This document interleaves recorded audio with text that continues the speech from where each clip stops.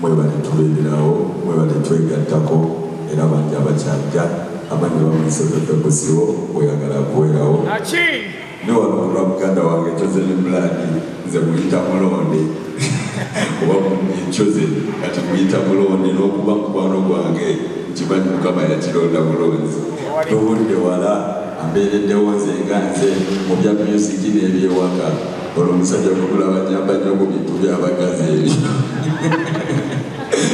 musemayanga ofunyemuko biki omukubirawo n'omugamba naye kati nkoze empya akugambirawo katoye mugambe bwoti oba muyise bwoti ekirala musajja mukakkamu nange ate ndi musajja mukakkamu ate twagala industry twagala kubanga tuyinisa ebitone byaffe naffe tulina ebirooto ng'omwana geto yutiyene naalyayo bwalina ebirooto this is his first concert era ndiwo okumuwagira ku Serena ku Lwokutaano 1st August bambi mwenna mujja tuwagire Chosen Blood love jubilation kunyumirwa mukwano musajja mwa mukwano teri bya nnugu teri bya kireto mwagalwawo ndeta kyaliwo ndeta gosuubira okwagala mudda olwo lunaku lulizavinga nga deeti yammwe mujje ku Serena tunyumirwe okuyingira just emitwalo 10 muganda wange nze siri kibosire naye ate era siri yungwe siri munaku ngenda kusapootingayo ne tiketi z'ekyekumi-15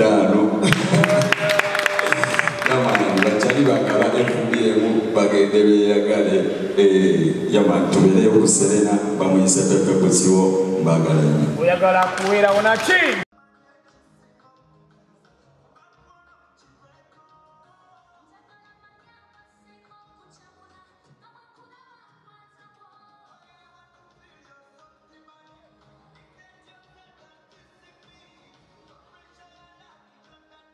abazze okubeererawo Chosen essaawa emusooke bakubeereko mukama kubanga tusobodde okubeera wano mu nnamba ennyingi bweti kitegeeza nti wali ku Serena tugenda kubanga kigenda soka buzi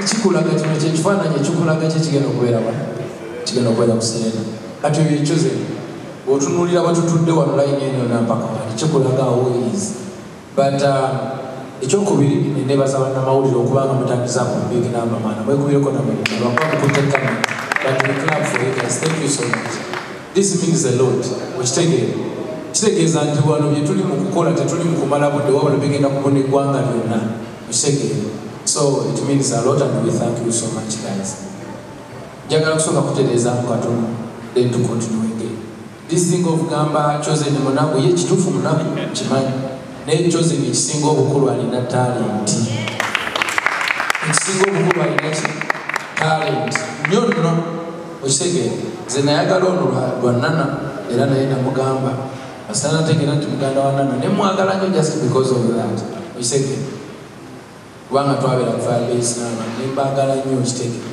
nnyo kati bwe nategeera nti ono muganda we I really love this guy volo ne mugamba nkwagala nnyo lwa Nana sikwegamba naye ekirala netandika okutegera holiness nenkyusa even kuva ku Nana kudda ate ku ye very disciplined very disciplined ayina empisa Galaxy bagambe talwana nabantu talina ntalo atalina talent okuva ku luyimba lwe yasookerako paka ku luyimba olulire test zonna hit kitegeeza ki musajja wa kabi nnyo bino ebyogamba nti onaku akola bino yes weebale naye ekisinga obukulu alina talenti gyetugenda okulaba wa kinaabeeri gyali sente zanaakola okutoolako aweeyo gyawanga bulijjo n'ekisinga obukulu tulina kujja kusapootinga talenti emulimu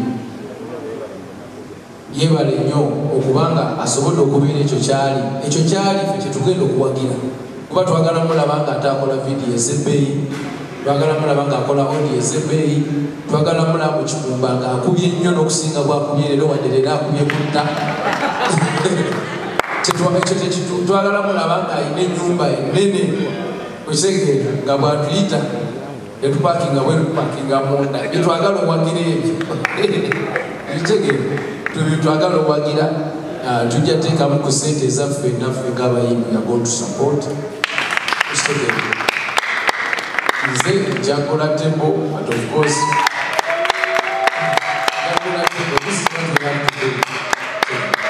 comfortable myself okulaba nti ngattako omuganda wange Kisegere sibyakwogera bwogezi era bw'anaaba mpaddeyo akakisa akayimba oluyimba lumu bbiri nazo njatujja kikola sebo nyimbe nzine ate nsasule so kyakabenyo man it's good to support a good person, you know. Don't lie. Galijuma kanu kafefu kawa kesekera byako buli kaseera mutaka wagero bawangwa.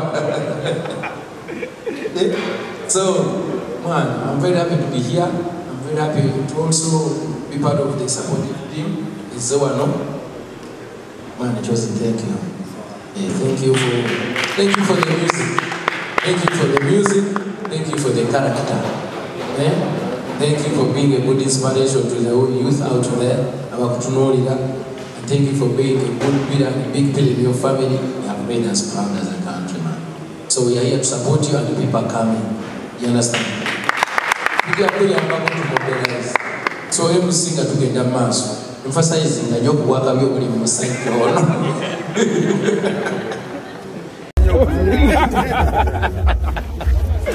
Bambi tuwagire kutozele kadi concert yeso se namba toina ichibuze namba ayo kutelena namba ayo wayongeze musona tafune kuba namba ayo kwada suno mulendo kishelina tubagadi ne mudde buto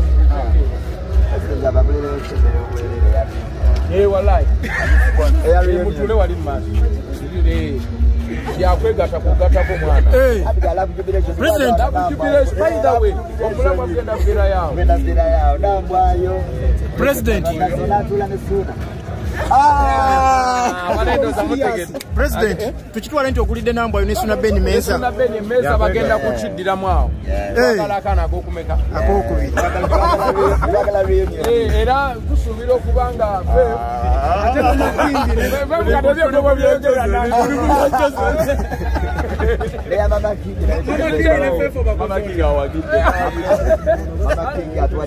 andi kati tebo zine zemmaaso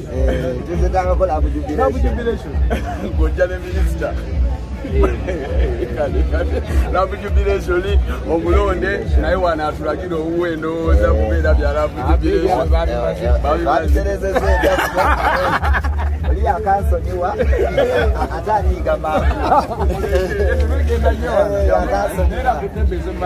ayina okubeerawo bannange inshallah love jubilation unity Nenga President we bali kwagala bayimbi na kubabeererawo of course naye kakati ngenda genda ngebintu bya mutibina we tuli wano praise waya yatiba nete oba te boya nambo yabajisasule kati ni boya nambo atwajisasule tugenda ze kwateza te boya nambo kale no mujeko kamera mugende mu maleso sebo tuli wano nga bulaba omuwala gwali n'abalenzi natubabulira tugenda kubeera mu laavu jubilation malubozi mugawulidde ddene amanene n'ettono Weekend elienjogeze eddoboozi eriwomba n'amaloboozi agaffe August tuli ku Serena Hotel bannange nebaza bayimbi bannange mena Edikezo Zafa Music Pepe Busu Taxi Vibes Lina Rose Elijah Kitaka bonna n'abatasobodde kujja betubadde nabo ku masimu kano kabonero ka unity ate nga lunaku olwo tugenda kujjulawo ate ng'olunaku olwo era share love jubilation omulamu omukulu gwa celebrating a love bannange nakuzaawo obufumbo bwamenyeka babe bali nnyo president abantu bonna bagenda kujja public holiday. Mr. President celebrating a love celebrating a love and uliza kati love jubilation eyamufunye wiki emutu ku celebrating abo mazemu n'abasuubira kugamba celebrating a love jubilation yana wali n'abakurashinga ku bantu n'ekiro abalo Mr. President bwaba inayo kurashye naye era jjera ya celebrating bannange amugambira awo wabitegedde mulamwa gw'obumanyi tube tuzebuza saadi sitole y'omusajja twagaludde mu gotulege wamusisinkana kubanga yonna bala abasajja nana yali muyimbi nnyo ne muganda wayimbye ennyo bye baabonaabona byabwe katuliko bibyalaba akaviiri ngodda kwebi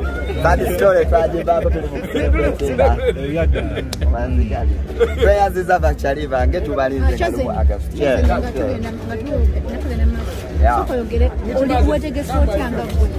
Sure, tuli very prepared. Ngera mukiraba. Tukyabulayo emyezi ebiri we twogerera. Ene badde press yaffe esookedde ddala. Tuli basanyufu nti abantu basobodde okutaninga apo mu bungi bwe bati press yaffe esookedde ddala. Tulina essuubi n'okukyabuwaze. Kino okusupportinga ku mutima. And you have to support whoever you want, you know. So akera kumacha n'ogamba ujja kuwagira bundi by force. Naye nga tukozesa empisa ez'omuntu oba n'omuntu, we have to support each other because tuli bannayuganda ate tulina okusooka ne tukalinga ekyo efulaga yaffe. Bwe tuwagira munnayuganda n'abawakabi Uganda befuse yaki ekyo kya buntu nti nanga muntu mulamu mukakatako okukitegeera. Ekyo ekyokubafosinga si kituufu naye nga federation ebadde ewagira ebintu ndowooza yakawagira almost like 80%. And we are still going to do so. Tujja kubanga tuwagira at least tutandikirwako mu kugula ticket before anything. Musege ndowooza era ebiseera ebisinga abafaani baffe abasooka awo abawagizi ab'okumbi oba abatalina nnyo nsaawa etukula bamu kubatandika okuwa abayimbi ze bana donation eyo baze banakuba ku ma TV or radio yabati ekyokuwagiza ekifuba tekijja kukola wabula ekyobuntu kijja kukola kyo. Thank you so much. Moda z'omukwano era ne press yaffe ey'okuli bwe tunaagirangirira nsaba mujje mu bungi bw'omuti twongere otegeeza abantu show yaffe egenda mu maaso. Siyinza butasooka kwebaza aba partners oba sponsor etuli okutambula nabo mu lugendo luno Zafa Music mututaddemu ssente mu lugendo lwaffe luno tubeebaza nnyo. SM Tours tubeebaza nnyo. Mind Bus tubeebaza nnyo. UPRS tuli ffenna ne basponsors baffe bangi abalala bakyajja ku boodi. Tukoola n'abasponsors abalala abali eyo. Space ekyaliwo show yaabwe mu August tukyabulayo emyezi ebiri enteekateeka weziri eri ba potential sponsors oba bandyagadde okutwegattako mu lugendo luno kozesa akakisa kano nabo okwongera okubakuwoola. Kakati ebyokunyumya bingi naye mubiyita mu nfunze simanyi weyinza bitandikira. Nandyagadde okubafunza fundizaako ku lugendo lwange okulubanyonyolamuko because kyemanya abasinga basooka okundaba kulimba olwa pressure ya love ng'erinye kinange kyankanga from my village to stardom, you know. Oyinza okukirabanga ekintu nti ekiriko ebirungi byokka n'endi challenges nazo nyingi zaaliwo n'ebyokuyiga nga byaliwo, but before pressure ya love nandyagadde ninyonyolemu abantu bange oba Abannayuganda chosen blood bwe baalaba ku pressure ya love yavaawa oba byatandika bitya.